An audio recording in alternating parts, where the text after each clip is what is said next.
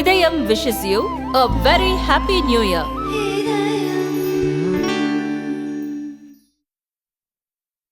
ரெண்டு ஸ்பூன் போதும் உங்க பிரச்சனைகளை கட்டுப்படுத்த. லயன் டேட் சிரப், தினமும் 2 spoon Lion date syrup. Lion date syrup. Idhayam wishes you a very happy new year.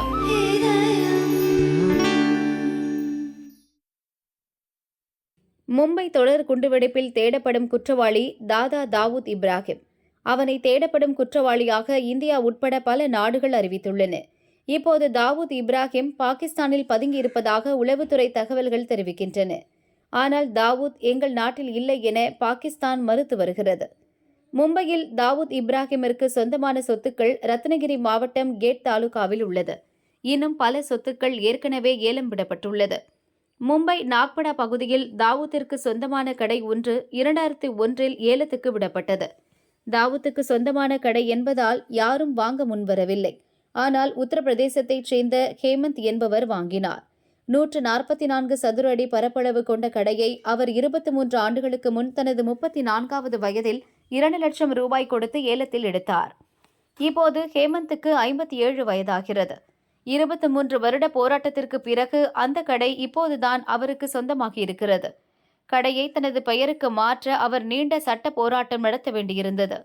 வருமான வரித்துறையிடம் இருந்து கடையை நான் ஏலத்தில் எடுத்த பிறகு எனக்கு சரியான வழிகாட்டுதல் வழங்கப்படவில்லை என ஹேமந்த் கூறினார். மத்திய அரசுக்கு சொந்தமான நிலத்தை பிறருக்கு மாற்ற தடை உள்ளதாக அதிகாரிகள் கூறினர்.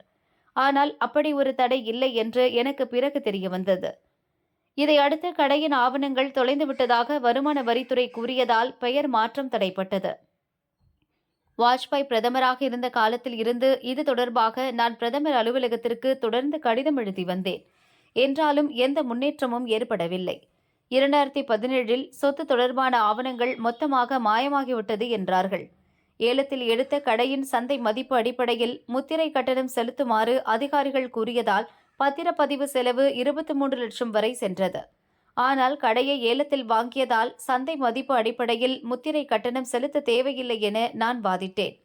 பத்திரப்பதிவு அலுவலகத்தில் இருந்து பல ஆண்டுகளாக எந்த பதிலும் இல்லை. இறுதியாக கடந்த 2024 டிசம்பர் 19 1.5 லட்சம் ரூபாய் முத்திரை கட்டணம் மற்றும் அபராதம் செலுத்தி கடையை எனது பெயருக்கு மாற்றினேன் என ஹேமந்த் மகிழ்ச்சியுடன் கூறினார். இருந்தும் அவரது கடை தாவூத் அடியாட்கள் ஆக்கிரமிப்பில் உள்ளது. அங்கு லேத் மிஷின் பட்டறை இயங்கி வருகிறது. அதை கையகப்படுத்த ஹேமந்த் ஜெயின் முயற்சித்து வருகிறார். நான் கிராமத்தில் இருந்து வந்தவன். எனக்கு ரவுடிகளை கண்டு பயம் கிடையாது. கிராமத்தில் இருந்து வந்த நான் ஆலமரத்தை போன்றவன். சின்ன காற்றுக்கு அசைய மாட்டேன். கடையை உறுதியாக மீட்பேன் என ஹேமந்த் நம்பிக்கையுடன் கூறினார்.